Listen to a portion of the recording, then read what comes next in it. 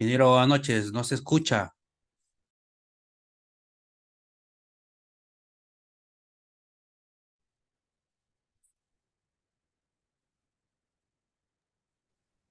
Hola, hola, ahora sí me escuchan. Buenas noches con todos. ¿Cómo están? Disculpen los problemas técnicos, pero ya estamos acá. Bueno, Muy buenas noches bueno, nuevamente, buenas colegas. noches, ingeniero. ¿Cómo Se escucha más o están? menos. Más o menos. Bueno, ya salgo, ¿no? Gracias por confirmarme. Listo. Buenas noches con todos, estimados colegas. Vamos a continuar con esta clase tan interesante del curso Residencia y Supervisión de Obras Públicas y Privadas. Bien, la semana, bueno, no la semana, sino en la última clase que tuvimos hace 2 días, el día lunes, nos quedamos revisando aspectos relacionados a la seguridad durante la construcción. Les comentaba pues que la norma G050, que es parte del Reglamento Nacional de Edificaciones, es hoy una de las normas que se tienen bastante cuidado al momento de su implementación en obra, sabiendo que en la actualidad es obligatorio para todo contratista su implementación y por parte de las entidades verificar su cumplimiento. Si es una entidad pública, por cierto, tiene la obligación de verificar que eso se cumpla. Y si es privada y no conoce el tema, bueno, ahí también está pues el Ministerio de Trabajo que constantemente hace inspecciones y verificaciones a obra, justamente para verificar que hay un plan de seguridad en obra y el nivel de implementación que tiene este, de tal forma que pudiese ser, en caso de incumplimiento, establecer algún tipo de multa o sanción al contratista. Pero más allá de eso, más allá de la multa o de la sanción que pueda haber, hay que considerar que lo más importante es cuidar de la integridad de nuestros trabajadores, de su salud, sobre todo de su condición física.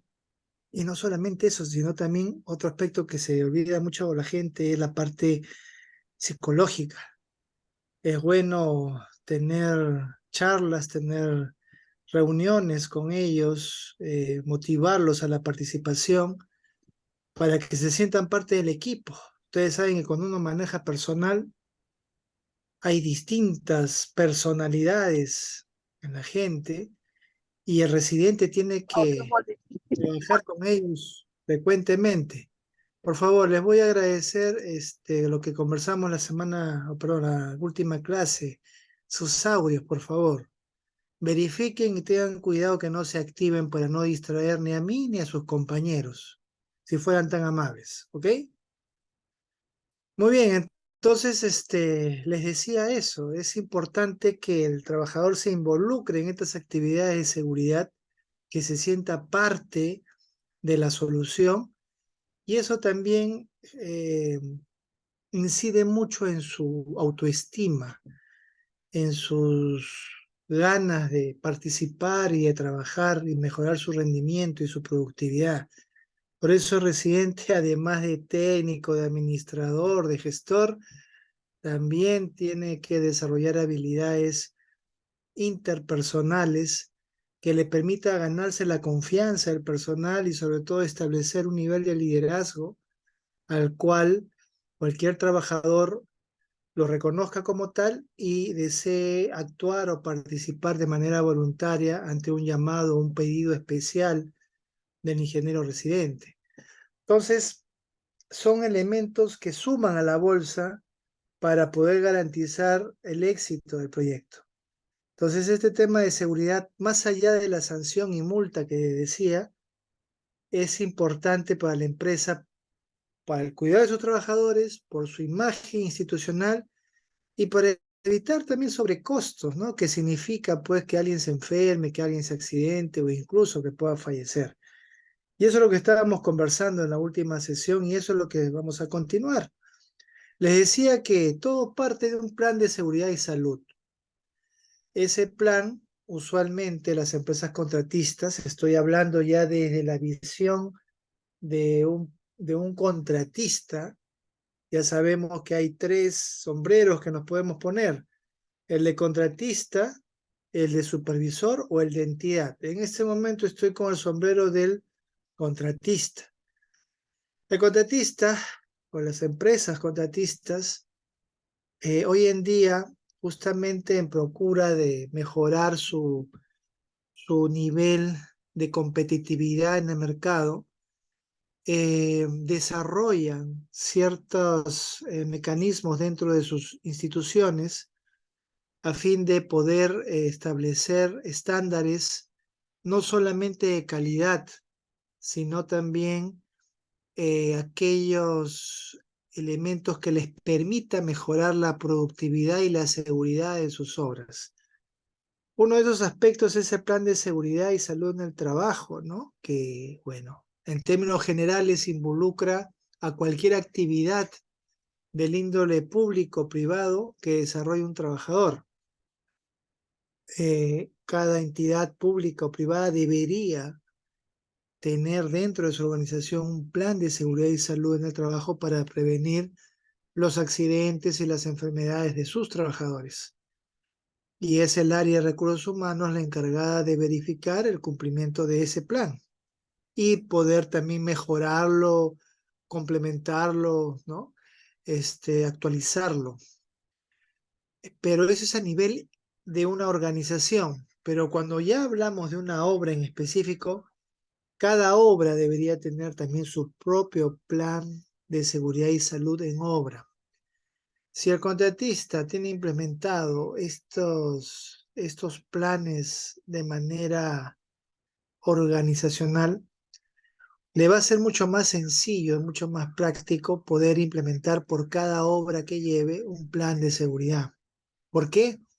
Porque ya su personal conoce el tema, participa seguramente activamente de manera frecuente en las reuniones de seguridad que se llevan a cabo y sobre todo que es un mecanismo de mejora continua que tiene la empresa para mejorar procesos, procedimientos y corregir aquellos que no están llevándose de la buena manera que pueden exponer a sus trabajadores. Eh, Justamente el hecho de que el trabajador se involucre en esto es porque quién mejor que él conoce la actividad que desarrolla y cuáles son las debilidades o los riesgos de esa actividad que lleva a cabo diariamente. Entonces, el hecho de que podamos escuchar sus opiniones, su punto de vista, le va a ayudar al especialista de seguridad a poder justamente identificar esos elementos de riesgo, comunicarlo a la alta dirección e implementar, siguiendo la recomendación de estos trabajadores, algún procedimiento o algún mecanismo que permita mitigar o eliminar el riesgo dentro de alguna actividad dentro de la obra. Decía que las obras son tal vez las actividades productivas más peligrosas, de mayor riesgo que tiene. Entonces, con mayor razón, el residente y el equipo que lo acompaña debe dar importancia a este aspecto y no descuidarse. Si bien es cierto, hay un jefe de seguridad en cada obra, se entiende, especialista en la materia, pero la responsabilidad, como hablábamos en la última clase, recae en el residente, porque él preside ese comité. Y cualquier accidente, cualquier daño a su personal o a terceros, porque sabemos que las obras se ejecutan a campo abierto y puede colindar con viviendas, con propiedad privada, con propiedad pública, hay gente que circula por ahí, no vaya a ser que caminando se caiga una zanja o pise un clavo o que de arriba le cae una tabla. Todos esos aspectos tienen que ser estudiados entre el jefe de seguridad y el ingeniero residente y destinar como parte de este plan recursos que le permita pues implementar estos elementos de seguridad en obra. Ese es un tema que no debemos descuidar, colegas, y debemos tener siempre presente. Incluso decía también que hay cursos completos referidos a seguridad durante la construcción, ¿no? donde hay protocolos, mecanismos, fichas, formatos, modelos de planes, gestión de estos comités de seguridad en cada obra. Entonces, no basta una charla de 5 minutos todas las mañanas. Y eso sí se los digo como experiencia. Muchos colegas hacen esta charla solamente por cumplir con el protocolo, pero no se preocupan en confirmar si efectivamente ese trabajador entendió el mensaje y lo está aplicando en su actividad diaria. No hay ese seguimiento. Simplemente la charla, pasa una planilla, firma, listo, cumplí, aquí está. No es suficiente. Y por otro lado, también algunos colegas creen que porque le dan un casco, una bota, un par de guantes y un chaleco a su trabajador, ya cumplió con el tema de seguridad. Eso no es así. Recuerden ustedes que los implementos de seguridad, los equipos de protección personal, las EPPs que le llamamos, dentro de la escala de reducción de riesgos, está en la última, ¿no? O sea, lo último que podemos hacer para mitigar un riesgo es darle un equipo de protección a un personal. El tema va mucho más arriba, ¿no? Tema de procesos, de procedimientos, de mitigación de riesgos, y poder gestionar adecuadamente la participación del personal. Algunos creen eso, y eso no es así tampoco. Ah, no, ya leí sus botas, su casco suficiente, ya cumplí. Eso no es así. Eso requiere todo un seguimiento y un proceso a seguir. ¿De acuerdo? Muy bien, seguimos entonces. Decía pues que este plan de seguridad y salud en el trabajo es hoy en día un elemento que de manera obligatoria debe de llevar cada empresa dedicada a la construcción, pues nos da los procedimientos y los mecanismos necesarios para no solamente proteger la integridad física y la salud de sus trabajadores, sino también de terceros, de la gente que circula o vive cerca de la zona de la obra. Eh, Estos planes usualmente contienen dos elementos principales. Los estándares, que son formatos, fichas ya estandarizadas a nivel de la empresa, de la institución, donde todos tienen conocimiento de eso, y también los procedimientos, los procesos por cada una de las actividades que realiza la empresa, ¿no? Dentro del marco de la construcción. Entonces, esos procedimientos y esos estándares no son rígidos, están en permanente mejora y evolución. ¿Por qué? Porque es parte de la mejora continua también de la empresa. ¿Y cómo vemos los resultados? Mediante indicadores. Si en el año 2022 tuvimos tantos accidentes, o en el año 2023, ¿cuántos accidentes vamos a la fecha? ¿Hemos subido, hemos bajado, estamos al mismo nivel? ¿Qué hemos hecho para mejorar o no hemos hecho nada? ¿Quién o quiénes son los responsables? ¿Cómo está organizado el equipo para poder atender una emergencia? Todos esos elementos deben ser planeados y de pleno conocimiento del residente de obra y compartido con todo su personal. Eso, señores, es algo que muchos colegas descuidan. Y cuando mañana más tarde ocurre un accidente grave, una muerte, caray, nos lamentamos, ¿no? Y decimos, ¿qué pasó? Hay casos que incluso esto acarrea denuncias penales, hasta la cárcel, por negligencia, ¿no? Y eso creo que nadie nos merecemos eso, así que tengamos mucho cuidado cuando aceptamos esa responsabilidad, ¿ya?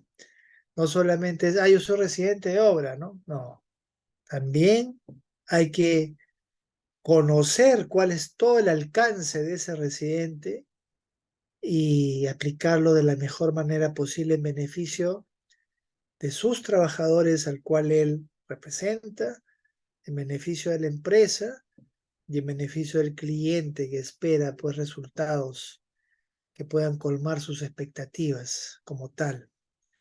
Por eso decimos que el jefe de obra o residente de obra es responsable de que se implemente este plan de seguridad y salud en el trabajo, incluso antes del inicio de los trabajos contratados, así como también garantizar su cumplimiento en todas las etapas de ejecución de la obra. Esa es responsabilidad del residente, señores. ¿Ya? Muy bien. Eh, Asimismo, bueno, lo que les comentaba, los equipos de protección individual, cuando hay riesgos para la seguridad o salud de los trabajadores que no haya podido eliminarse o controlarse adecuadamente, es que requerimos de estos equipos, de estos elementos. Y estos elementos dependerá del tipo de actividad que el personal realiza, ¿no?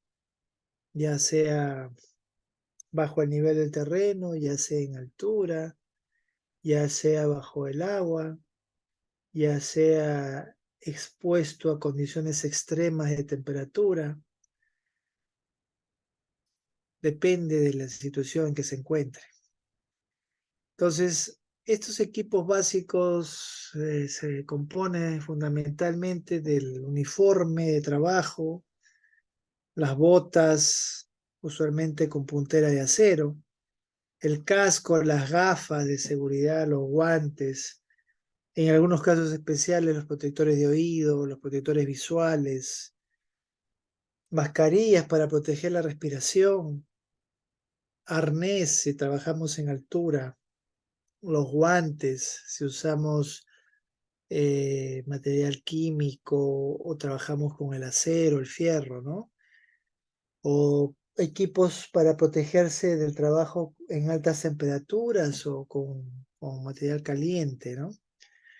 Entonces, también es responsabilidad del residente verificar que el personal tenga puestos sus equipos. Ese es otro problema frecuente que uno encuentra en las obras. Cuando uno inspecciona, vemos pues que el personal no está pues con los equipos adecuados, ¿no?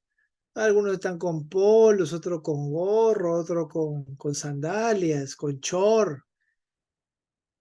Si somos una empresa seria y estamos haciendo un trabajo de obra serio también, un elemento fundamental para poder evaluar la seriedad de la empresa es la forma como se presenta su personal.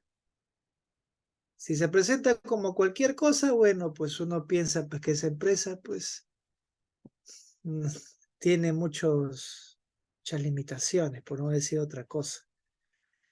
Y si todo el personal está bien equipado, con todos sus elementos, bien protegido, nos da una imagen de que es una empresa seria y que se preocupa por la seguridad de sus trabajadores.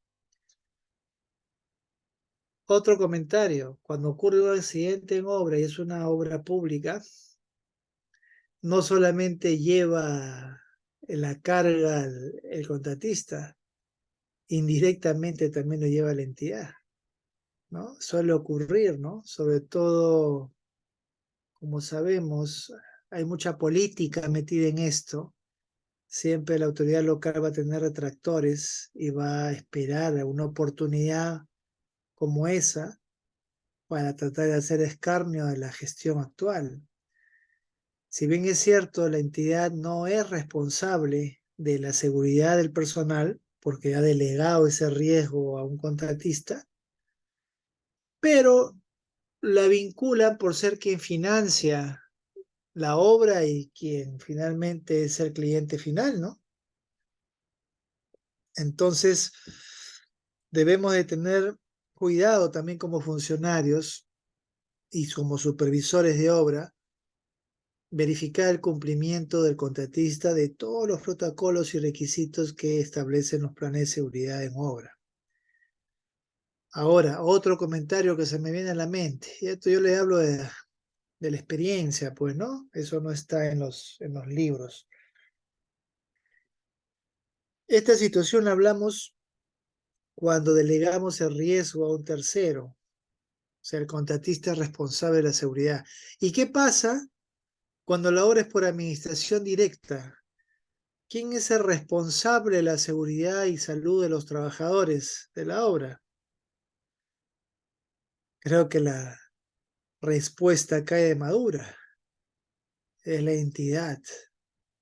Entonces, el hecho que la entidad directamente ejecute la obra hace que también asuma el riesgo de cualquier incidente que pueda ocurrir dentro de la obra. Si pasa un accidente, una desgracia fatal, ahí sí el funcionario y la autoridad local o la máxima autoridad local son responsables de eso. Y ahí el problema se complica. Entonces, eh, pregunto, ¿en las horas por mediación directa hay planes de seguridad, de salud, se implementan? ¿Hay un jefe de seguridad que está detrás de los trabajadores? Buena pregunta, ¿no? No digo que todos hagan las cosas como sea, no. Hay también entidades serias que cumplen ello, pero la gran mayoría dejan que las cosas sucedan porque Dios es peruano, ¿no? Y si pasa algo, ahí se verá si pasa, pues, ¿no? Pero como no pasa, seguimos igual y vamos avanzando como podamos. Esa es la filosofía que muchos actualmente aplican en las entidades públicas. Entonces, tengamos mucho cuidado con esto porque las consecuencias de un mal manejo de estas cosas puede generarnos graves problemas.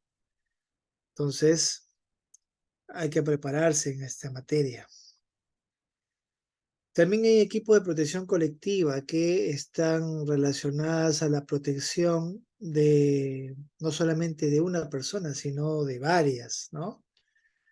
Por ejemplo, tenemos como parte de este equipo de protección colectiva la señalización, las redes de seguridad, las barandas perimetrales, las tapas, los sistemas de línea de vida horizontal y vertical, o sea, todos esos son elementos de protección colectiva. Y también, pues, para el caso de la seguridad de terceros, hay que tomar las acciones para restringir el acceso, ¿no? Y evitar que extraños puedan entrar en zonas de trabajo y estén expuestas a un tipo de accidente. Es un tema que hay que cuidar, ¿ya? También hay dentro de la norma una serie de señales, como vemos acá, que son internacionales y que se usan justamente para identificar alguna zona en especial dentro de la obra o alertar algún riesgo a los trabajadores. Son señales ya estandarizadas internacionalmente, significa que las mismas señales que colocamos en obra acá la pueden usar, no sé, en China, en Europa, en Asia, no sé, en cualquier parte del mundo. Entonces, es también importante que el residente cuente con ese especialista de seguridad y se pueda establecer dentro del área de la obra zonas restringidas y zonas de circulación debidamente protegidas para el acceso del personal o la evacuación si es que se da ese caso en algún momento. Entonces hay que preparar al personal con simulacros o acciones de prueba para ver la reacción y el comportamiento del personal ante una situación extrema. Y otro elemento que también hay que tener en cuenta son los primeros auxilios. Hay brigadas de primeros auxilios en cada obra, gente que conoce cuáles son esos procedimientos de atención inmediata en caso de un accidente, pues hasta que vengan los paramédicos, la ambulancia, son minutos valiosos que alguna persona se juega la vida y la muerte, ¿no? Entonces, se planifica eso. Y obviamente dentro de la obra tiene que haber también los famosos botiquines, ¿no? Donde se cuenten con todos estos insumos de primeros auxilios para atender cualquier tipo de accidente. En algunas obras, si son de envergadura, incluso cuentan con enfermeros, ¿no? O médicos. Pero eso hablamos de obras grandes. Pero en obras pequeñas o medianas, estas brigadas de primeros auxilios ayudan mucho para poder salvar algún riesgo o una situación imprevista ocurrida en obra en cuanto a la seguridad. Y vemos también que esta norma, la G050, junta ciertos formatos, ¿no? Por ejemplo, el anexo 1 sobre qué debe contar el botiquín básico de primeros auxilios, o el caso de los cuadros de códigos para la investigación de accidentes o incidentes, eso es para llenar los formatos que les decía, o formatos de índice de accidente o tipo de accidente o incidente que puede haber en obra. Entonces, todo eso se registra, se hace seguimiento y se cierra una vez que el incidente ha sido resuelto. Como les digo, este es todo un curso relacionado a seguridad durante la construcción, pero al menos en este curso de residencia y supervisión, plantear los aspectos generales, despertar en ustedes la curiosidad para que también puedan revisar y complementar estos aspectos. ¿Ok? No sé si hay algún comentario, alguna pregunta hasta acá con respecto a estos temas para continuar. Tema de seguridad. Sí, adelante, Rolando, te escuchamos. Ingeniero, buenas noches. Buenas noches. Ingeniero, una consulta. En cuestión del botiquín, ¿es exactamente, se tiene que seguir al pie de la letra lo que dice la lista que nos da la G050 o se puede, de acuerdo a la lista que nos indica el expediente? ¿Cómo se puede manejar ahí? Y en cuestión de los medicamentos, nosotros estamos autorizados para poder brindar esos medicamentos, ya que no somos los profesionales indicados para brindar dichos medicamentos que a veces señalan. Ok, gracias por la pregunta, muy oportuna y para tenerlo claro. Lo que plantea la norma es un botiquín básico, ¿ya? Un botiquín básico, o sea, lo mínimo indispensable que debería tener un botiquín. Voy a agrandar un poquito la imagen para que se vea mejor. Por ejemplo, guantes, yodo, ¿no? Agua oxigenada, alcohol, gasas, apósitos, esparadrapos, vendas, algodón, paletas baja lengua, frascos con cloruro de sodio para lavado de heridas, gasa, colirio, tijera, pinza, camilla, frazada. Si revisamos el botiquín básico, no son realmente medicamentos que requieran una receta, ¿no? O sea, es lo básico, lo mismo que podemos tener en casa, ¿no? Que muchos de nosotros lo tenemos en caso de un accidente menor. Eso mismo debería haber mínimamente en una obra. Ahora, si se quiere implementar otros elementos dentro del botiquín, está la empresa facultada a ello, siempre y cuando sea a través de una disposición de un profesional de la salud. En este caso puede ser un médico, fundamentalmente. Por eso decía que en obras grandes de envergadura, el contratista también tiene un médico, no de repente a tiempo completo, sino a medio tiempo, y una enfermera que permanentemente está vigilando y chequeando la salud de los trabajadores, o acuden a él, algún trabajador que se siente mal de salud, ¿no? No se descompensa. Pero en las horas pequeñas y medianas no suele haber ese personal, ¿no? Por eso, el manejo de esto botiquín está a cargo de una brigada de primeros auxilios.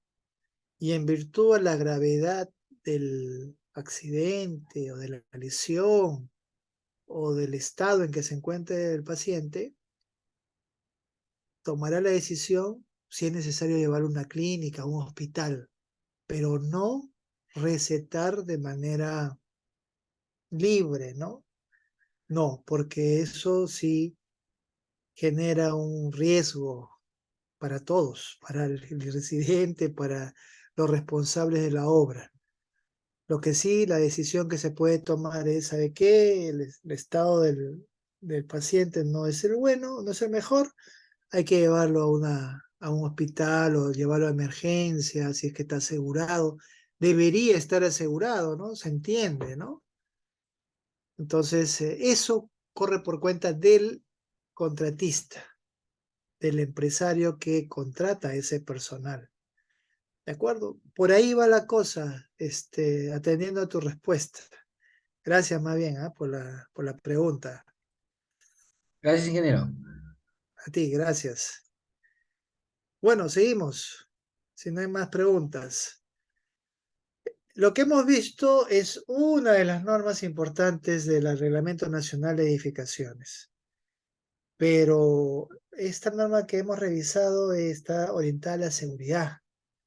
Pero si ya nos sumergimos en lo que son las normas técnicas, encontramos la norma E010 como primera de ellas, que está referido al diseño, ¿no? Y a la construcción con madera. O sea, la norma está en función al material estructural que el proyectista ha decidido utilizar para ejecutar ese proyecto. Y uno de esos materiales estructurales es la madera. Entonces, revisando esta norma, por cierto, en el pregrado seguramente muchos de nosotros hemos visto ello, algunos se acordarán, algunos no. Les invito también a dar una ojeada a esta norma, porque es bueno que el residente supervisor conozca, tal vez no sea especialista, pero al menos conozca mínimamente algunos aspectos a tomar en cuenta. Recuerden ustedes que nosotros somos ingenieros y no solamente construimos con concreto y ladrillo, también podemos construir con cualquier otro material estructural, siempre y cuando conozcamos sus propiedades, sus ventajas, sus desventajas y conocer la teoría del diseño para proyectar las dimensiones y los reforzamientos que ese material requerirá para atender las cargas externas e internas a la cual va a estar sometida la estructura.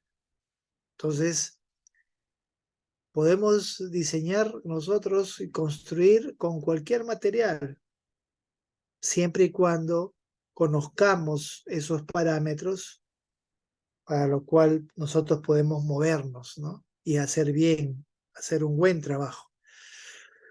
Bien, en este caso, en esta norma, el capítulo 1, voy a hacer un repaso así express. La intención es que recuerden fundamentalmente. No les voy a enseñar a diseñar ni a construir con madera, ustedes inclusive lo saben, ¿no? Pero siempre es bueno recordarlo y despertar en ustedes esa curiosidad para complementar a un tema que consideren importante o que piensen ustedes que necesitan reforzar.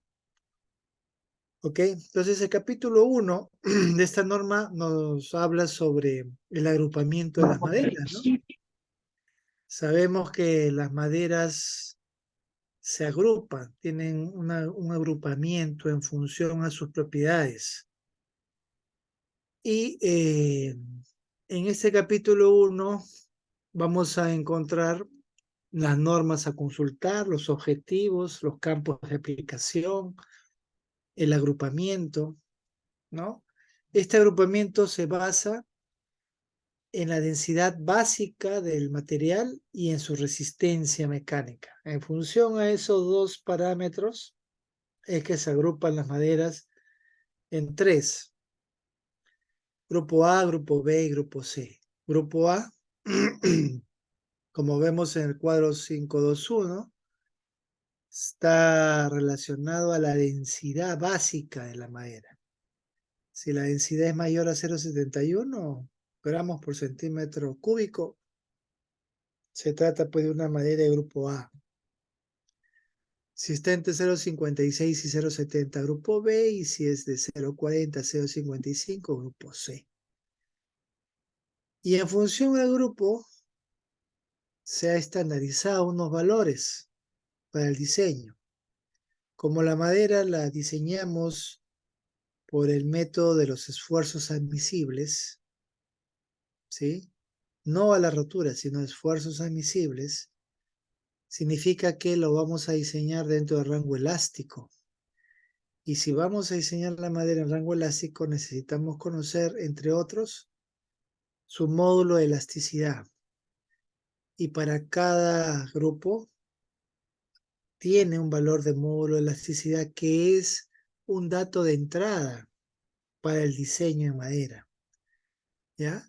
Hay un módulo teórico y hay un módulo promedio. Usualmente trabajamos con el promedio. Y asimismo, por cada grupo de madera hay esfuerzos máximos admisibles, o sea, esfuerzos que no podemos excedernos al momento de hacer el análisis estructural. O sea, topes máximos que si me paso ese valor, ese elemento puede fallar. ¿Y cuáles son los 5 estados límite para la madera?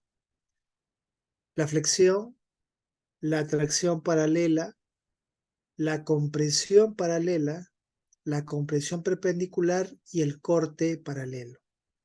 Son los 5 estados límite de la madera, donde el proyectista, si decide, por ejemplo, una viga de madera de ciertas dimensiones, a través de un análisis estructural, en función a las cargas internas y externas a las cuales va a estar sometida, determinará los esfuerzos que ocurren en esa viga.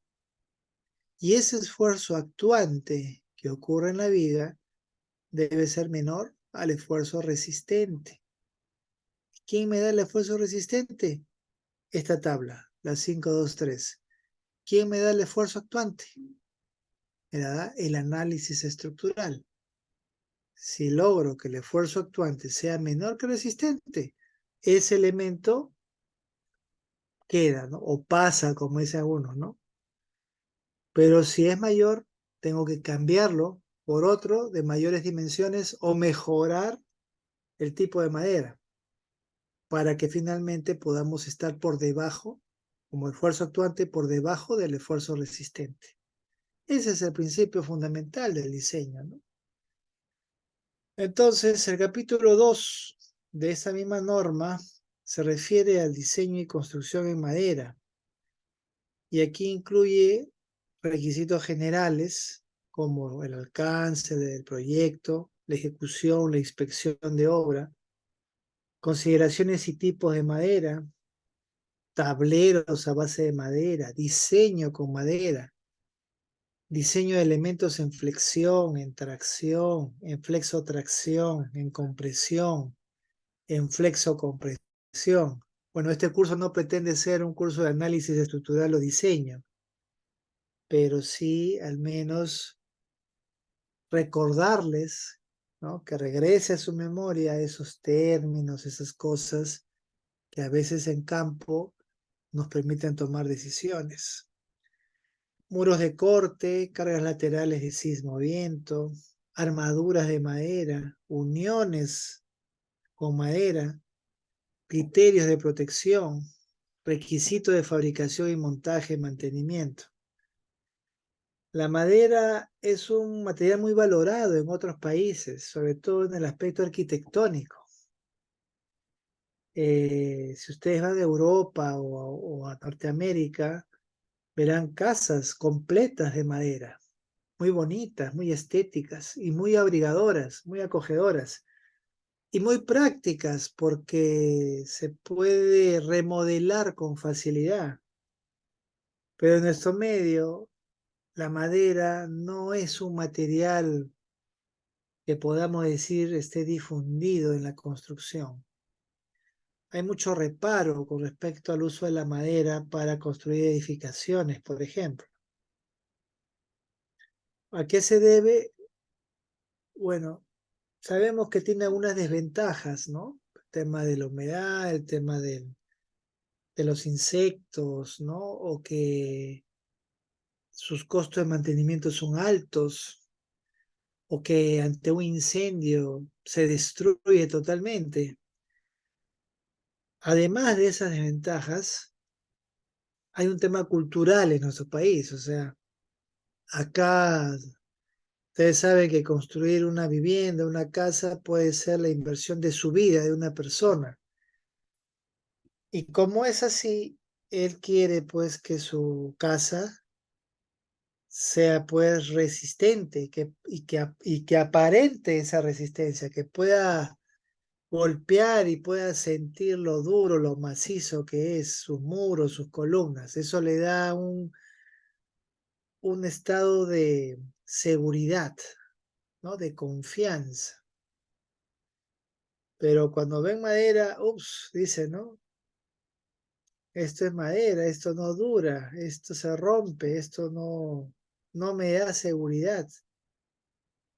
Es un tema cultural. Si el mismo drywall, que algunos trabajan con este material, solamente se usa para tabiques muy limitados, pero no para una construcción importante, justamente por esas limitaciones. ¿Y por qué en otros países sí? Es que la cultura y la forma de ver las cosas es distinta. Aquí nuestra población tiene la idea que si construye algo es para siempre, ¿no? Y eso de algo va a servir para sus nietos, para sus bisnietos, para sus tataranietos. En cambio, gente de otros países no. Ellos a los 2, 3, 4 años ya están cambiando de casa, ya se aburren, ya están hartos. Cambian o se cambian de casa comprando una nueva o remodelan totalmente la casa que tenían. Ese es un tema cultural y esa es la diferencia. ¿De acuerdo? Muy bien. Algunos criterios de diseño de madera que da la norma. Por ejemplo, que las deformaciones deben evaluarse para cargas de servicio, lo que yo les decía, ¿no? Como es es un diseño por esfuerzos admisibles, vamos a trabajar con cargas de servicio. Vean ustedes que las cargas de servicio son las cargas tal cual son estimadas en el análisis. No están afectadas ni por factores de reducción ni por factores de amplificación, tal cual, ¿no? Las cargas, ¿ah? Luego que se consideran necesariamente incrementos de deformación con el tiempo. Cuando uno diseña con madera, además de todos estos conceptos de estado límite, también se chequea la deformación diferida.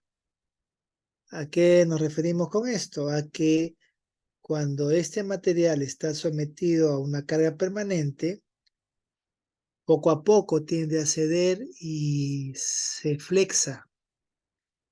Esa flexión hay que controlarla para que no exceda un máximo permisible, porque si lo hace, no solamente va a perjudicar el uso de ese ambiente, ¿no? También va a generar una estética desagradable para el dueño. Pero lo más grave es que cuando pasamos de un máximo de deformación, las fisuras suelen ya volverse importantes y ese material pierde rigidez.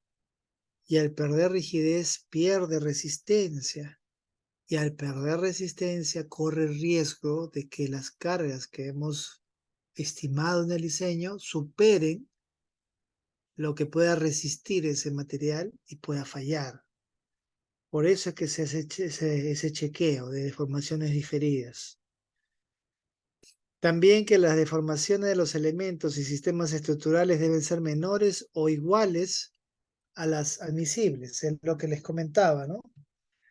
Y que en aquellos sistemas basados en el ensamble de elementos de madera, se incluirán también de manera adicional las deformaciones de la estructura en las uniones, tanto instantáneas como diferidas.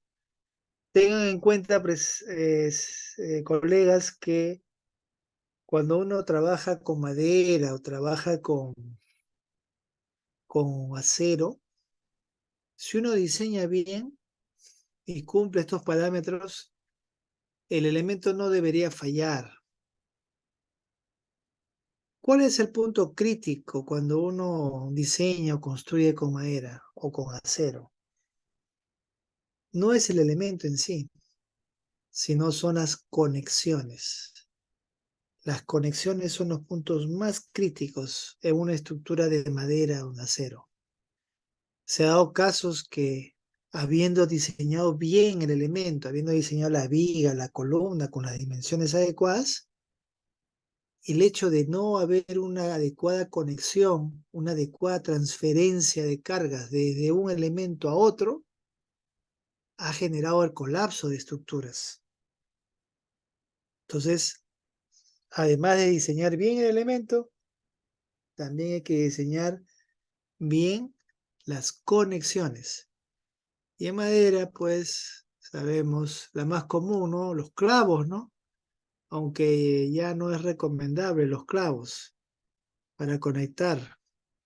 Ahora se usan pernos, por ejemplo, ¿no? Pernos o tornillos, ¿no? También, que trabajan mejor. ¿Ya? Entonces, tomamos en cuenta esos detalles. Eh, Criterios de diseño, se toma en cuenta el peso propio, ¿no? Las cargas muertas que conocemos, ¿no? Las sobrecargas por carga viva o de servicio y también cargas de viento, de nieve, de sismos. Y también hay que considerar elementos de protección que suman pues al presupuesto, ¿no? Por ejemplo, la protección contra los hongos, la humedad, el insecto, el fuego. Eso es en cuanto a la norma de madera, la E010. Sí, está claro, ¿no? Un comentario, creo que está claro. Correcto, seguimos. Una norma muy importante también es la E020, la de las cargas. Recuerden ustedes que en cuanto a las cargas muertas o permanentes, relativamente sencillo estimarlo, ¿no? Conozco la dimensión del elemento, su sección transversal, conozco el peso específico del material, puedo calcular el peso propio, ya sea como un peso concentrado o como una carga uniformemente repartida por unidad de longitud en la carga muerta, ¿no? Pero en el tema de las cargas vivas hay una gran incertidumbre.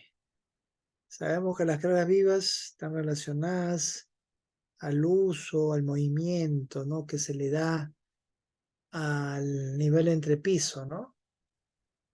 Y eso es difícil de predecir, porque finalmente no sabemos cuántas personas van a vivir o van a usar ese ambiente, o qué muebles van a utilizar, o equipos, no sabemos. Podríamos tener alguna idea, dependiendo del uso, pero no sabemos con exactitud. Entonces, allí recurrimos a la norma 020, a la de cargas, que en función al uso del edificio nos da un valor para la carga viva. que es un dato de entrada para el diseño. Entonces, en las especificaciones técnicas, en los planos estructurales, debería indicarse cuál es la sobrecarga de diseño, la carga viva, ¿ya?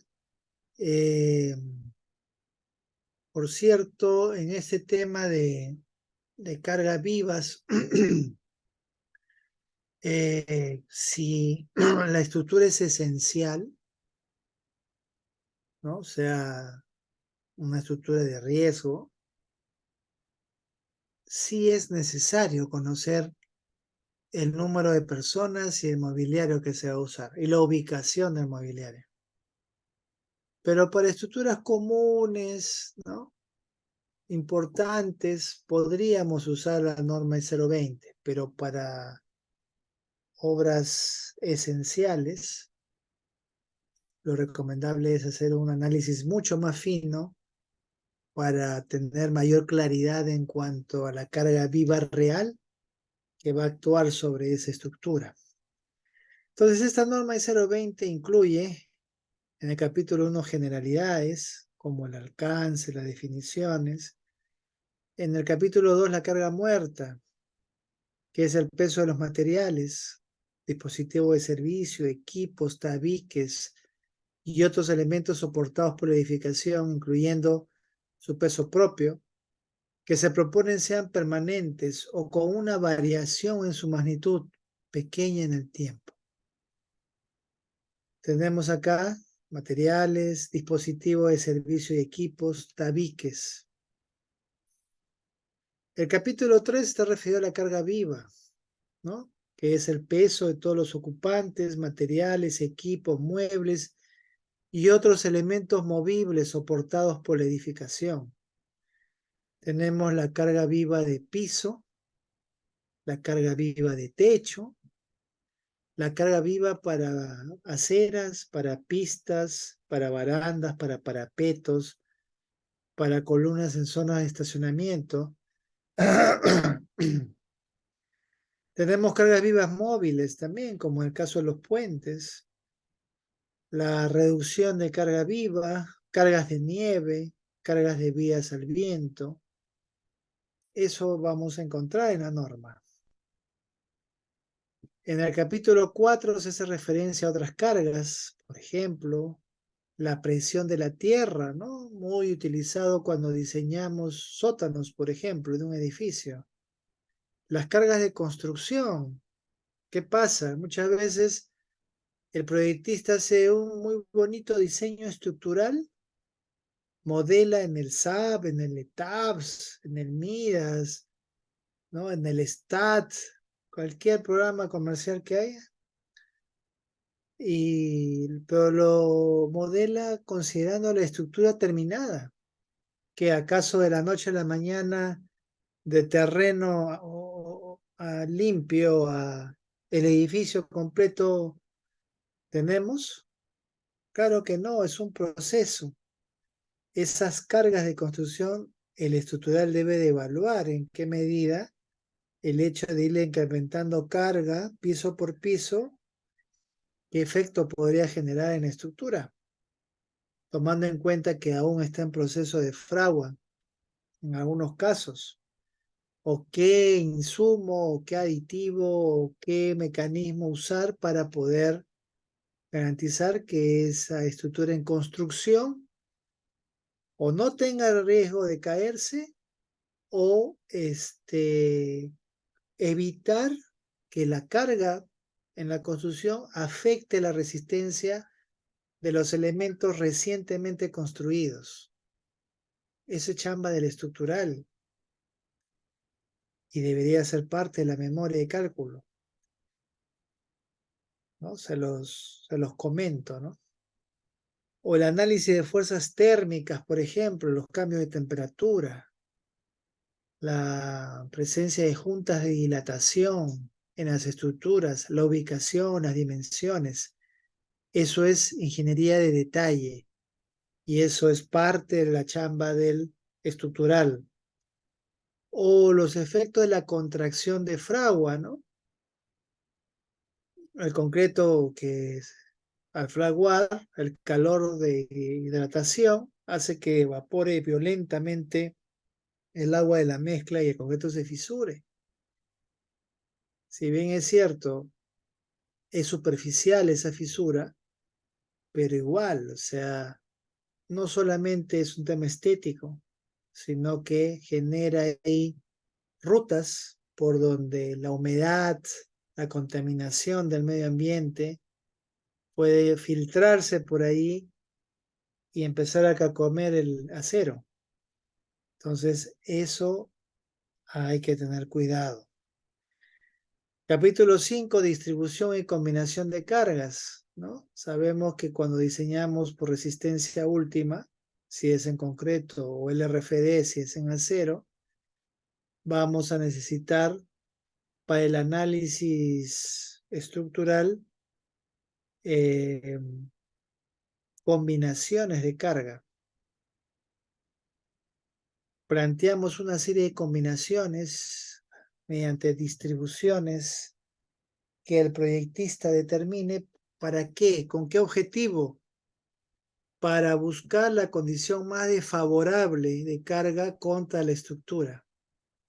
Hacemos nuestra envolvente, recordarán, ¿no? Todos los valores mayores, los más críticos por cada combinación de carga.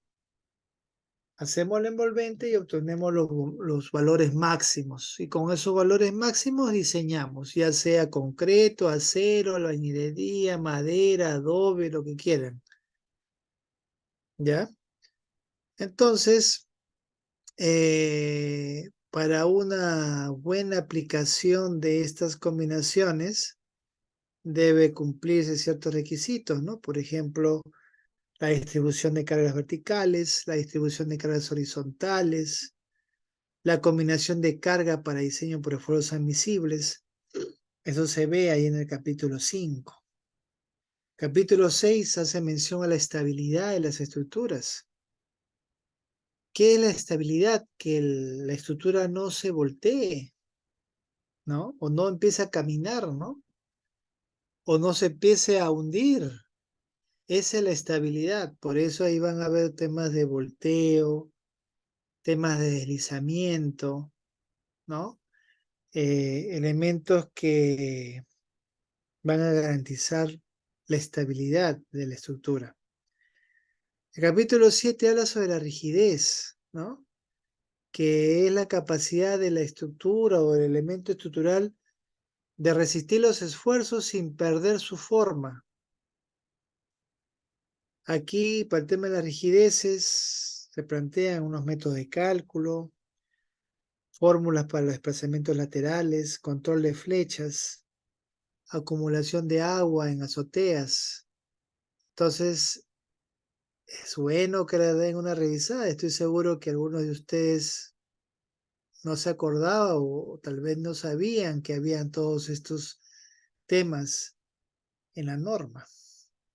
Eso es lo principal en cuanto a la norma E020 de cargas. ¿Alguna pregunta, algún comentario? ¿Está claro?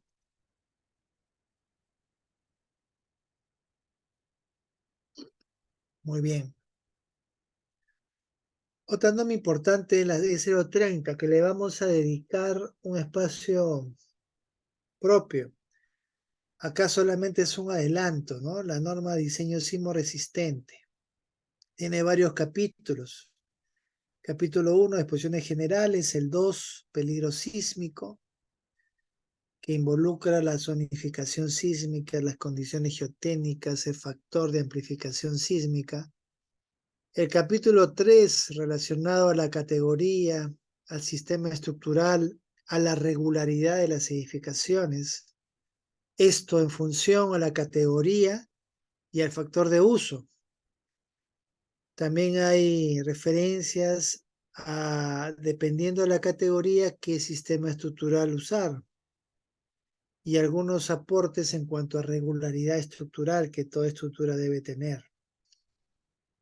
Capítulo 4 se refiere a los métodos de análisis estructural. Queremos conocer los esfuerzos y deformaciones de la estructura. Bueno, tenemos varios métodos. el análisis estático de fuerzas equivalentes, que ustedes lo conocen seguramente, para considerar la fuerza sísmica horizontal en un edificio.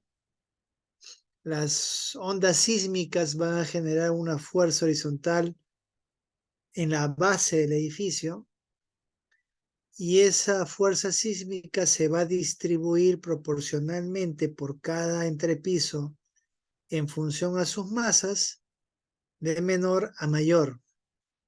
Y nuestra tarea corresponde a estimar cuál es la respuesta de ese edificio ante esa distribución ficticia de fuerzas horizontales a nivel de cada entrepiso de la estructura. Eso es un análisis estático, seguramente ustedes lo han hecho cuando han estado en el pregrado. La famosa formulita del SUC, ¿no? Del SUX, ¿sí? Muy bien, esa es la cortante basal, ¿no? Muy bien. Entonces, otro método de análisis estructural para sismo es el análisis dinámico modal espectral, que toma en cuenta las propiedades dinámicas de la estructura, como su forma de vibrar y la contribución de cada modo. Tenemos el análisis dinámico tiempo-historia,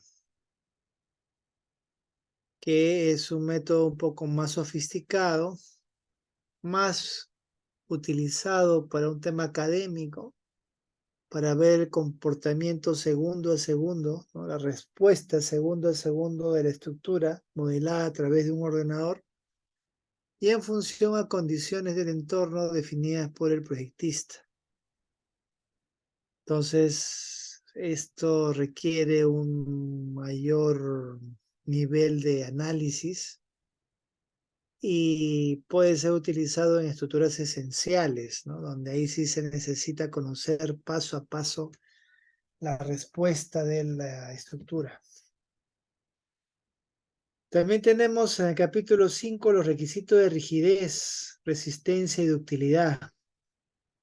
Aquí se plantea la determinación de los desplazamientos laterales relativos admisibles y la separación de edificios. Recuerden ustedes que hay desplazamientos laterales que también hay que controlar en la norma. Los famosos drift, ¿no? Que es un porcentaje que no podemos excedernos, porque si lo hacemos, estamos poniendo en riesgo la estructura que incursiona en el rango inelástico y que las propiedades de los materiales se alteren, ¿no? Y pierdan rigidez. Capítulo 6, elementos no estructurales, apéndices y equipos. El 7, cimentaciones. El 8, evaluación, reparación y reforzamiento de estructuras. El 9, instrumentación. Como decía la norma, lo vamos a ver con más detalle. Simplemente he hecho un repaso rápido de su contenido. Otra norma importante es la E050, la de suelos y cimentaciones. Esta norma también cuenta con varios capítulos. El 1 relacionado a las disposiciones generales. El 2 a los estudios que se realizan, ¿no? Que son dos, el informe técnico de suelos o el estudio de mecánica de suelos. ¿Qué diferencia uno del otro? El nivel de desarrollo y de complejidad. El EMS ya todos ustedes lo conocen.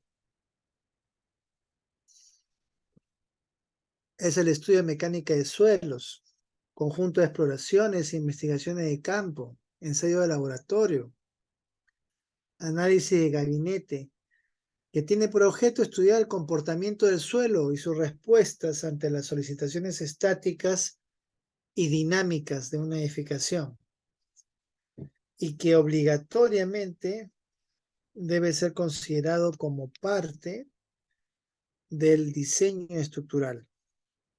Es una obligación incluirlo en el expediente técnico.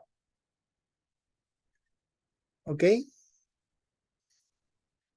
Y el informe técnico de suelos es de menor desarrollo, está orientado más que nada a lugares muy puntuales, sobre todo viviendas, quienes hacen trámite para licencia de construcción, les están pidiendo ahora que adjunten por lo menos una ITS para saber las características del terreno donde van a construir y si requiere algún tipo de mejora o algún tipo de acción especial que le permita mejorar su resistencia si es que su capacidad resistente es muy baja.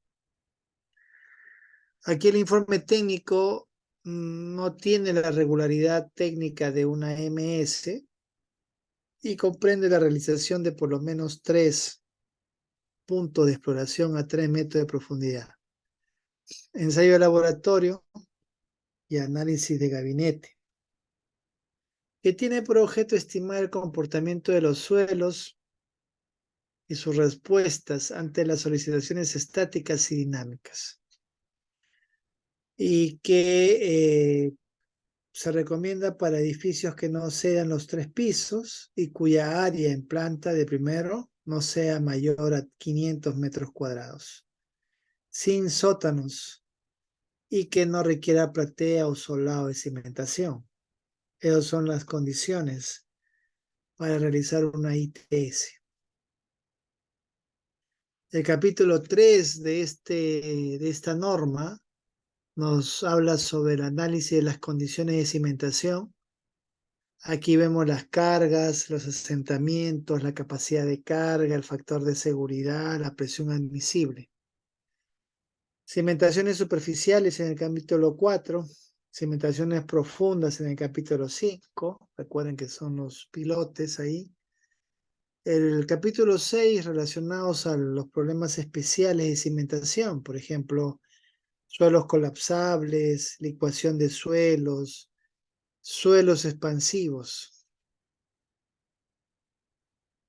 Esa es la norma de 050 de suelos.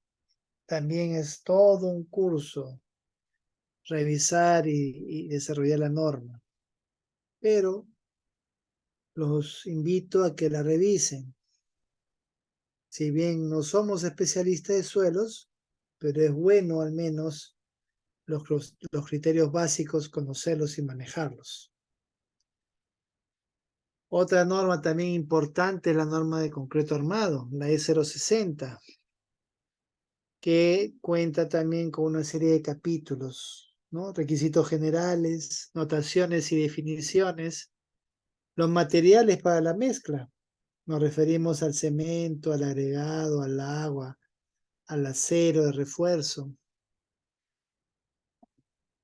Tenemos también los requisitos de durabilidad, la calidad del concreto, el mezclado y la colocación en el capítulo 5.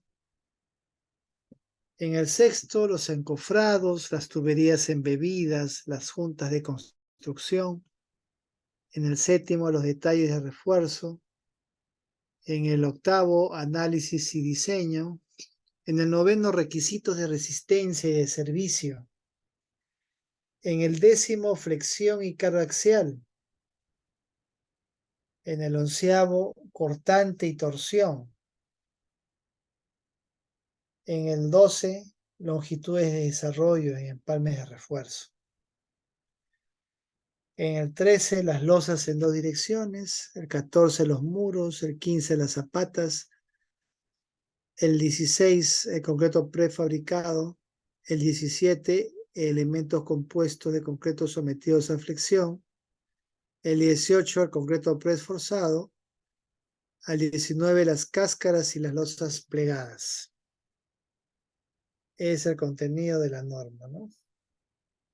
Y finalmente el capítulo 20, la evaluación de la resistencia de estructuras existentes, disposiciones especiales para el diseño sísmico en el 21 y en el 22, concreto estructural simple. Entonces, les también invito a hacer la revisión de la norma, tal vez se encuentren ahí temas que no sabían cómo afrontar o tenían sus dudas, la lectura de esa norma les va a ayudar a clarificar sus ideas.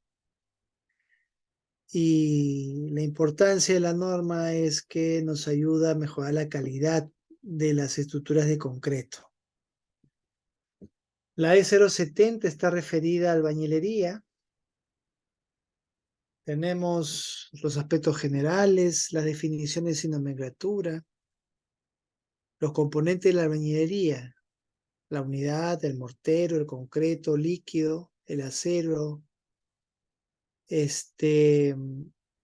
Vamos a ver también algunos aspectos de esta norma, ¿ya? Porque tanto el concreto armado como la albañilería son los dos materiales más usados en nuestro medio y es importante que ustedes conozcan algunas condiciones o procedimientos con este material.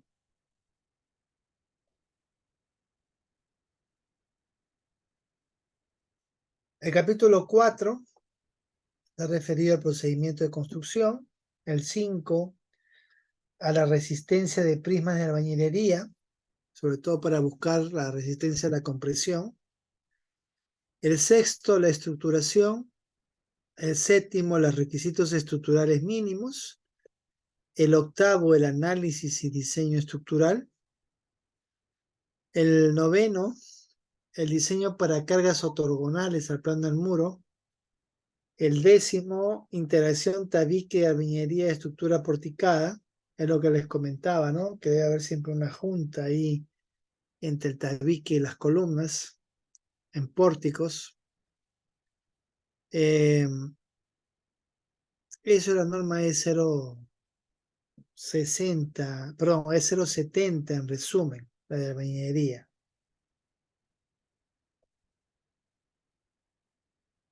Luego veremos que en albañilería son dos las más importantes que usamos en nuestro medio, la albañilería confinada y la albañilería armada. ¿Ya? Entonces, más adelante voy a explicar ello. ¿Ya? La norma E090 se refiere a las estructuras metálicas, o sea, al acero y en general, ¿no? Incluye consideraciones generales, requisitos de diseño, pórticos y otras estructuras, elementos en tracción, columnas y otros elementos en compresión, vigas y otros elementos en flexión, las vigas fabricadas con planchas, elementos sometidos a fuerzas combinadas y torsión, elementos compuestos, conexiones, fuerzas concentradas, emposamiento y fatiga, condiciones de diseño en servicio. Son los artículos, perdón, los capítulos más importantes de la norma, ¿no? La de diseño en acero. Para que ustedes la conozcan, como lo dije, ¿no? Poder motivar en ustedes, en sus tiempos libres, una lectura para poder identificar algún tema de interés que les va a ayudar a resolver un problema en obra. Bien, no sé si hay un comentario hasta ahí con respecto de la norma. Realmente son muchas normas más, ¿no? Pero al menos las más importantes he querido hacerles recordar.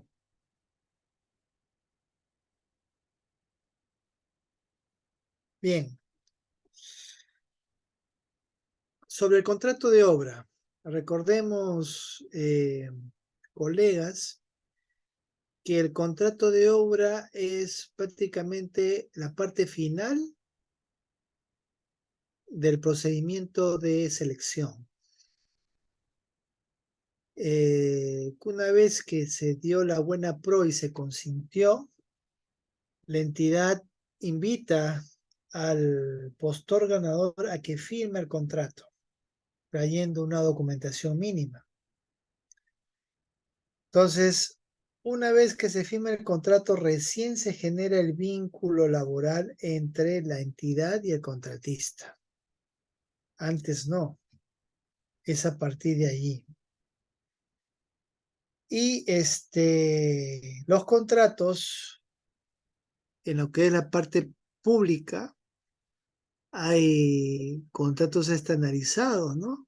Bases estandarizadas, contratos estandarizados, que finalmente el funcionario copia, actualiza datos y pega. Entonces, eso genera en los contratos que sean muy limitativos, muy legalistas, muy cerrados, y no permite, por ejemplo, que las dos partes, contratista y entidad, se pongan de acuerdo, ¿no?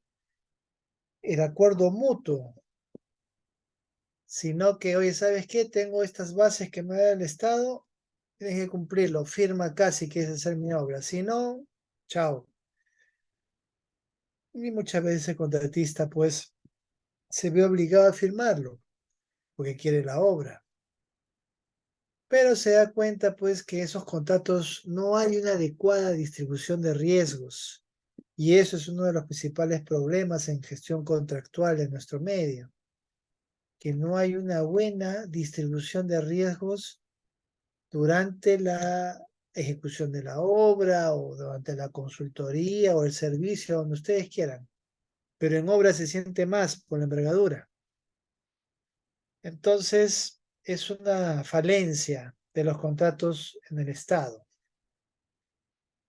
En la parte privada, los contratos son mucho más dinámicos, mucho más flexibles, mucho más manejables.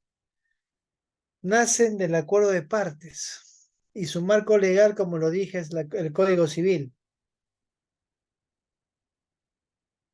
Ahí no entra la ley de contrataciones y su reglamento. Todo es trato directo. Y lo que hace, pues, que sea mucho más rápida las cosas en el sector privado. Y otro tema sobre esto de los contratos es que, por ejemplo, tomando como referencia a los Panamericanos, en el 2019 se ha pretendido replicar esa experiencia exitosa en otros organismos, ¿no? Me refiero específicamente a, por ejemplo, Autoridad a la Reconstrucción con Cambios, que ya tiene las horas contadas, ¿no? No ha funcionado. O el tema de colegios bicentenarios, por ejemplo, ¿no? Que tampoco no está funcionando con la agilidad y la rapidez con que se esperaba. Entonces, si bien es cierto, estos contratos G2G nos ha permitido dar un paso más hacia adelante en el tema de gestión contractual, eh, aún no es suficiente. Hay mucho desconocimiento por parte de los colegas, muchos colegas, de cuál es el manejo de estos contratos estandarizados, como por ejemplo los contratos FIDIC o los contratos NEC, ¿no? El NEC ya están en la número 4, NEC 4. Entonces, ¿por qué el gobierno peruano, teniendo una ley de contrataciones, ha accedido, con el gobierno inglés y el francés, a salirse del marco de la ley de contrataciones y entrar a un marco especial de contratación bajo estos mecanismos?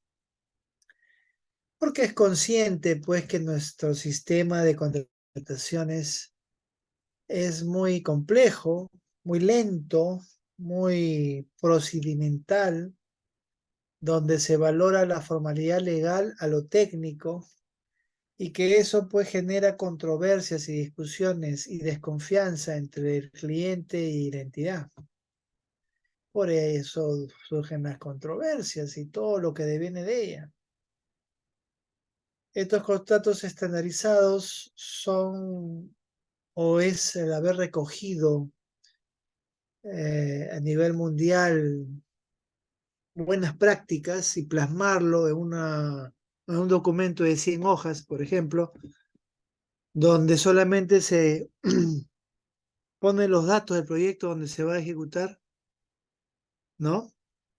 Y y entre las dos partes acuerdan poner cláusulas especiales por algún vacío, por un procedimiento específico que la entidad quiere que se haga, pero está fuera del marco de la ley de contrataciones. Pero a pesar de eso ha tenido serias dificultades, ¿no? Reconstrucción con Cambio se creó en el 2018, 2023, la gente reclama, no hay obras, no hay infraestructura, no hay nada, ya se viene un nuevo niño, ¿y qué va a pasar? Lo que pasa, pues, y una de las principales debilidades cuando se han aplicado estos contratos G2G, es que las personas que han estado a cargo de estos contratos no han entendido o no han comprendido cuál es la verdadera naturaleza de esos contratos. Y si vamos más allá, el tema del idioma también ha sido una limitación, porque malas traducciones de esos contratos han generado líos que hoy están activos. Esos contratos están en idioma inglés y malas traducciones han generado pues problemas en su implementación con estos contratos estandarizados. Y ese desconocimiento generó, lo que les estoy comentando es vida real, ¿ah? Eso no está en los libros. Ese desconocimiento de muchos colegas por el manejo de estos contratos generó, sobre todo el tema de reconstrucción, generó que se inventara un híbrido. ¿A qué me refiero? A que en lugar de tomar el modelo estandarizado del contrato NEC, empezaron a agregarle cosas de la ley de contrataciones. Hicieron un mostrito, pues. Un mostrito que a la fecha ha trabado varios proyectos y que es consecuencia de por qué no hay un avance significativo en el desarrollo de estos organismos, ¿no? Entonces, es bueno, es positivo el entrar en ese mundo de los contratos estándar, pero hay que conocer, hay que manejarlos adecuadamente, hay que gestionarlos. Actualmente hay un proyecto de ley de una nueva ley de contrataciones del Estado, donde se está proponiendo la inclusión de estos contratos estandarizados, que significa que dentro de poco seguramente las obras públicas van a cambiar de giro y van a empezar a usar estos contratos. Por eso, colegas, hay que actualizarse, hay que estar al día. Si no, nos volvemos obsoletos. Entonces, les comento esto para que un poquito darle lo que se viene. Y hay que estar preparados para eso. Como decía, no solamente saberse la norma, la ley vigente al derecho y al revés. Hay otras cosas que acompañan y sobre todo hacia dónde se encamina el futuro de los contratos de obras públicas en el Perú. Hay que ver eso.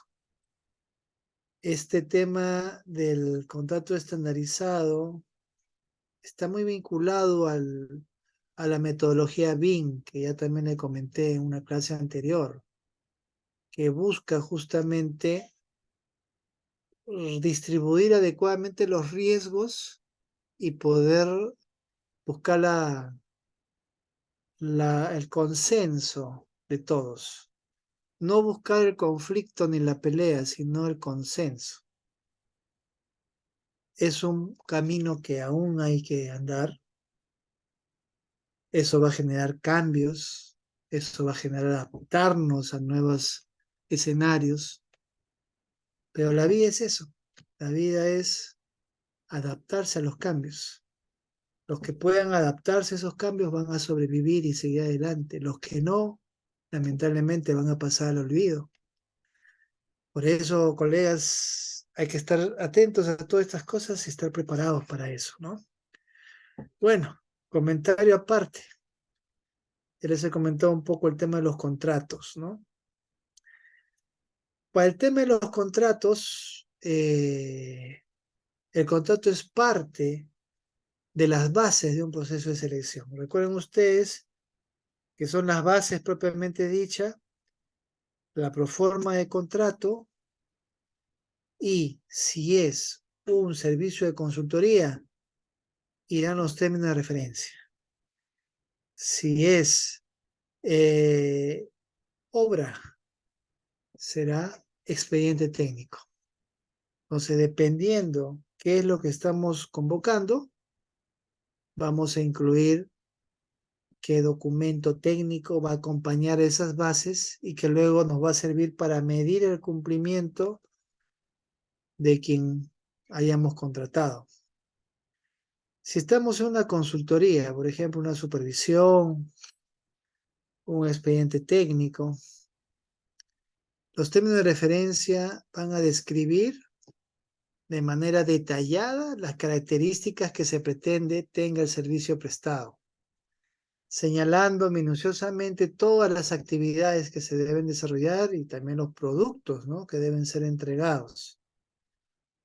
Esos son los términos de referencia y eso lo hace el área usuaria, que usualmente es una entidad, la gerencia de obras, de desarrollo urbano, de infraestructura, como quieran llamarle. Un buen término de referencia va a ayudar mucho a que la consultoría salga adelante. Malos términos de referencia, vagos, difusos, contradictorios, con vacíos, va a generar controversias durante la ejecución contractual. Por eso es importante unos buenos términos de referencia claros, detallados y fácil de entender por el especialista. Y bueno, y en el caso de obras es el expediente técnico el que define el alcance, ¿no? Eso acompaña al contrato de obra. En los bases del proceso son el documento que guía el comportamiento de todos los que participan, ya sea de manera directa o indirecta en el procedimiento de contratación. Estas bases requieren una especial importancia para darle claridad, precisión, objetividad a las disposiciones que tenga la entidad para el éxito de esa contratación. Las bases, ¿no? Saben ustedes que las bases están a cargo del comité de selección, ¿no?, en coordinación con el área usuaria y el órgano encargado de las contrataciones. Bueno, este no es un curso tampoco de contrataciones públicas ni el Estado, ¿no? Pero sí es bueno, insisto, saber al menos lo básico para que no nos cuenten cuentos, ¿ok?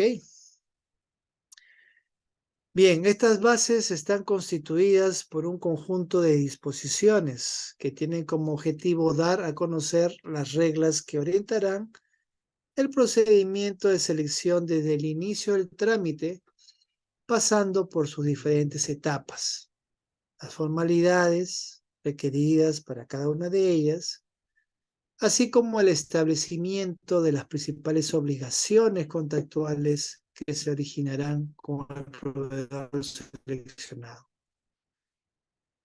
Eso está establecido en la Ley de Contrataciones y Reglamento. Y como verán, la ley y su reglamento exigen muchas formalidades. Y el exceso de formalidades genera en el sector público lo que llamamos comúnmente burocracia.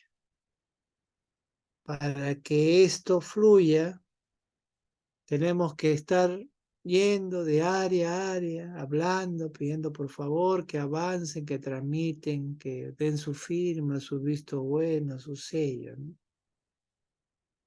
Esa es la burocracia del sector público. ¿Motivado por qué? Por normas que exigen muchas formalidades. Eso es un tema que tiene que cambiar en el sector público, en el sistema. Eso es parte de la modernización del Estado, pero todavía nadie toma esa decisión, ese liderazgo, ¿no? ¿Por qué? Porque va a costar que la gente se adapte a eso. Mucha gente está acostumbrada a la burocracia, ¿no? Entonces, son males pues que no son de ahora, son ya de bastante tiempo, que convivimos con ellos y que en algún momento tendremos que empezar a erradicar para querer avanzar. Bueno, y estas bases, como decíamos, permite orientar el procedimiento de selección. Y para que cada entidad no se dispare y haga sus propias bases a talla y medida de sus amigos, se han publicado bases estandarizadas de libre disponibilidad en el SEACE para que aquella entidad pública, dependiendo del tipo de procedimiento de selección que lleve a cabo, tome un modelo de bases y lo prepare para el proceso de selección, para el concurso que va a haber.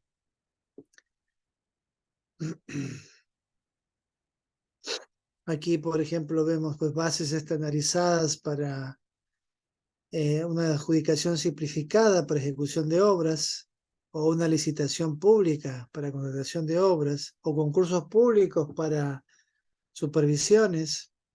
Depende del tipo de contratación que vamos a realizar, que está en función al valor referencial, ¿no? También tenemos bases para servicios de consultoría, una adjudicación simplificada o un concurso público, como que decía, ¿no? Entonces, tal vez algunos de ustedes sean parte del sector público, conocerán de estos temas, pero todo es objeto de mejora. Pero ¿quiénes plantean la mejora? Quienes usan pues esas herramientas, ¿no? ¿De acuerdo? Sobre los tipos de contratos, como de los sistemas de contratación, mejor dicho, tenemos pues el de suma alzada, que luego lo veremos con un poquito con más de detalle, pero les puedo ir adelantando, pues, ¿no? Que son aquellas que se implementan cuando las cantidades, las magnitudes y calidades de las prestaciones están definidas completamente por los planos, por las especificaciones, por la memoria y por el presupuesto, que son parte del expediente técnico. ¿Qué tipo de obras se utiliza este sistema? Fundamentalmente a las edificaciones. Se entiende que cuando uno hace una edificación, tiene muy claro a detalle no solamente la solución, sino las cantidades que vamos a necesitar de insumos para hacer real esa solución. Aquí en la suma alzada, el postor oferta un monto fijo integral y por un determinado plazo la ejecución de la obra. Y el contratista está obligado a ejecutar la obra según el siguiente orden de prelación. Primero los planos, luego las especificaciones técnicas, en tercero orden la memoria ejecutiva y por último los presupuestos. ¿De acuerdo? Esa es su alzada. Ejemplo de una suma alzada, por ejemplo, una posta de salud, ¿no? Que tienen la duda de cómo deben hacer los pisos, porque en los planos se indica que los pisos serán de terrazo pulido. En las especificaciones que los pisos deben ser de cerámico. En la memoria que sea de loseta vinílica. Y el presupuesto ha consignado los costos de una loseta veneciana. Imagínense ese expediente técnico, ¿no? Una desgracia. Pero bueno, ¿cuál manda? Como se trata de un tema orientado básicamente a la parte de acabados, seguramente va a mandar los planos, y los planos indican que sea terrazo pulido. Y si el presupuesto no es terrazo pulido, porque el terrazo cuesta más, entonces el residente seguramente va a solicitar en representación del contratista un adicional deductivo vinculante, quitar esa partida de piso de loseta y colocarle el costo correcto para un terrazo pulido. ¿De acuerdo? Entonces, eso es. Sobre el sistema de precios unitarios, lo que podríamos decir es que se utiliza cuando no conocemos con exactitud o precisión las cantidades o magnitudes requeridas. Se aplica en obras donde hay, por ejemplo, grandes movimientos de tierra, ¿no? Como las carreteras, las obras de saneamiento, canales. Hay incertidumbre con respecto al volumen final de material que vamos a eliminar o vamos a necesitar. Entonces, cuando hay esa incertidumbre, es mejor plantearlo por sistema de precios unitarios. Aquí el postor oferta precios de cada una de las partidas que proporciona la entidad en su presupuesto base o referencial, considerando las condiciones previstas en los planos y especificaciones técnicas. Las cantidades o metrados son solamente referenciales. Se ejecuta de acuerdo a las condiciones previstas en planos y especificaciones técnicas y se valoriza de acuerdo a su ejecución real. Mientras que una suma alzada, el que vale o la referencia es el valor referencial que se extrae del expediente técnico elaborado por la entidad y que si el postor gana la buena prueba al 90%, se aplica un factor de relación para ajustar el monto. En cambio, en el sistema a precios unitarios, en función al expediente que la entidad le entrega al postor, este propone análisis de precios unitarios. O sea, el costo puede variar hacia más o hacia menos, pero el contratista propone, pueden diferir con respecto al expediente. Entonces, finalmente la entidad decidirá si acepta la propuesta del contratista o no. Y esos precios se respetan durante toda la ejecución. Y lo que puede cambiar son los metrados, porque los metrados son simplemente referenciales. Si ejecuta menos, se le pagará lo realmente ejecutado. Si ejecuta más, se activa un procedimiento que se llama mayores metrados y se le reconoce al contratista. Pero ese es el mecanismo distinto que al de suma alzada. Bueno, un comentario, esto lo vamos a ver con más detalle en una clase posterior, pero bueno, al menos he querido adelantarles esto. ¿Alguna pregunta para continuar con el siguiente tema? ¿Algún caso, alguna consulta? ¿Todo bien? Ingeniero, buenas noches. Hola, ¿cómo estás? ¿Qué tal? Sí, dime. Bueno, ingeniero, un casito ya que estábamos conversando de lo que es los contratos. Y bueno, he visto un caso que, o sea, claro, según norma sabemos que hay penalidades, ¿no? Que se realizan en una determinada hora, pero he visto que no sé cuál ha sido el tipo de contrato, no sé si el convenio, no sé, que no existen las penalidades, ¿no? Entonces, mi consulta sería, eh, ¿de qué forma como supervisor podría yo tal vez presentar un documento para penalizar por inf- o algunas cosas que está infringiendo la empresa, ¿no? Y otra, si no hay penalidad, la entidad está incurriendo en una falta. Bueno, esa sería mi pregunta. No sé si me entendió, ingeniero. Sí, sí te entendí. Gracias por por la pregunta. A ver, te comento. Las penalidades, para tú poder aplicarlas, tienen que estar escritas en el contrato de obra. Cuando el postor participa en un proceso de selección y presenta su oferta, lo está haciendo con pleno conocimiento, porque la proforma de contrato o el modelo de contrato es parte de las bases, ¿no?, que el postor ha revisado.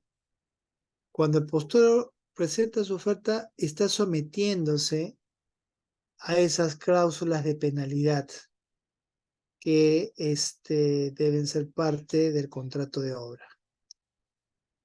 Entonces, cuando ya se firma el contrato y se encuentra uno en ejecución, el contrato establece penalidades por algún incumplimiento por parte del contratista. Sabemos que hay dos tipos de penalidades. Una penalidad por mora, que veremos luego, relacionado a la demora en la entrega del producto final. Y otra penalidad, bueno, se llama otras penalidades, así se le llama, donde la entidad incluye aquellas actividades que consideran que ponen en riesgo la ejecución de la obra.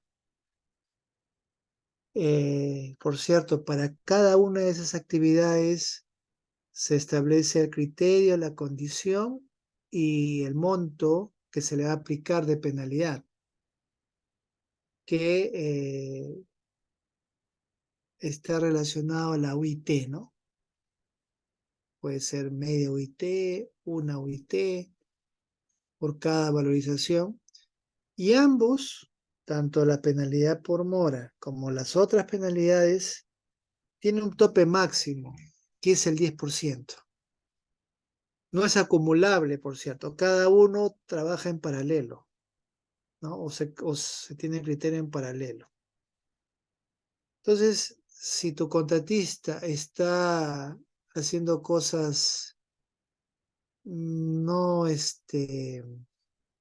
bueno, irregular podría ser el término, no lo sé, tú detectas temas irregulares en obra, y tú le quieres aplicar penalidad por cuenta y riesgo tuya como supervisor, estarías incurriendo en una ilegalidad, porque eso no está en el contrato de obra. Y al no estar, mal harías en querer aplicarle por tu cuenta una penalidad, porque no correspondería, a pesar de que esté haciendo mal el trabajo, no podría aplicársele una penalidad con nombre propio y con una sanción económica en la valorización. No podríamos inventarnos una penalidad en medio camino, ¿no? Debería estar plasmado desde el inicio en el contrato, porque así el contratista tiene pleno derecho, perdón, tiene pleno conocimiento de ello. No puede argumentar que no sabía, que lo sorprendieron. Entonces, si el contratista está haciendo cosas que tú consideras están mal, ya no sería una penalidad. Tendrías que buscar algún otro término, ¿no? De repente incumplimiento del contrato o algo relacionado con incumplimiento de las normas, ¿no? Y y por incumplimiento del contrato también se puede resolver un contrato, vale la redundancia. O sea, un contrato no solamente se resuelve por llegar a topes máximos de penalidad, a eso me refiero. Ah, llegó al 10%, ya sea en mora o ya sea en otras. 10, ya, le aplico, resuelvo. También se puede aplicar por incumplimiento, pero ese incumplimiento tiene que ser debidamente fundamentado y sustentado y evidenciado. Notificar una vez, notificar 2 veces, si persiste el incumplimiento 3 veces, si no se apercibe y si continúa se resuelve. Pero aplicarle penalidad no. No podría, salvo que en mitad de ejecución ambas partes se pongan de acuerdo para incluir penalidades en el contrato, cosa que creo que no va a aceptar tu contratista. Así se maneja el tema de penalidades, que lo veremos un poquito más adelante. ¿Ok? ¿Quedó claro? Gracias. Ah, creo que me decía si la entidad incurría en falta por no perder penalidades. Bueno, hoy sí es obligatorio incluir penalidades en el contrato. Dentro de un contrato hay que incluir penalidades. La entidad debería incluir penalidades.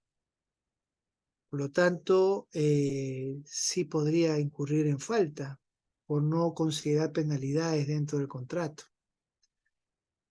Entonces, bueno, ¿quién denuncia eso? Buena pregunta. O de repente un auditor acuicioso puede detectarlo, ¿no? El no haber considerado penalidades, porque de alguna manera eso amarra las manos, pues, del supervisor para poder un poco ejercer autoridad y presión al contratista incumplido. Pero, como te digo, si no está, por más que sea una falta administrativa de la entidad no haberlo incluido, legalmente no tendríamos el sustento para poder probárselo al contratista, porque no está en el contrato y en la ley está en las generalidades nada más, ¿no? Habla de mora y otras, pero no dice cuál específicamente para la cual tú puedas medir y contabilizar esa penalidad. ¿Sí? ¿Quedó claro? Sí, ingeniero, gracias. Gracias a ti. Bueno, estamos llegando a ya es la final de la sesión. Ha sido también una clase interesante. Nos toca revisar ahora los preliminares para el inicio de obra.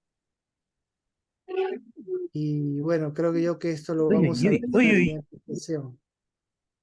Por favor, sus micros, jóvenes, colegas. Bueno, les adelanto lo que vamos a ver la siguiente clase, ¿no?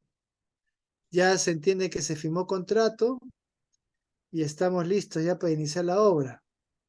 ¿Qué elementos necesitamos previamente antes del inicio físico de la obra? ¿No? Entonces eso es lo que vamos a revisar en la siguiente sesión. Muy bien, muchas gracias entonces a todos por su participación, por estar conectados. Ha sido una clase bastante ilustrativa, creo, y espero poder haber absuelto algunas dudas, algunas consultas que muchos de ustedes seguramente tenían. Y justamente las clases en vivo son para eso, ¿no? Para poder resolverlas. Bueno, entonces nos vemos el siguiente lunes, como hoy, a la misma hora, a las 7 de la noche. Muchas gracias, colegas. Muy buenas noches. Pasen un buen fin de semana. Hasta el lunes. Gracias. Buenas noches con todos. Gracias.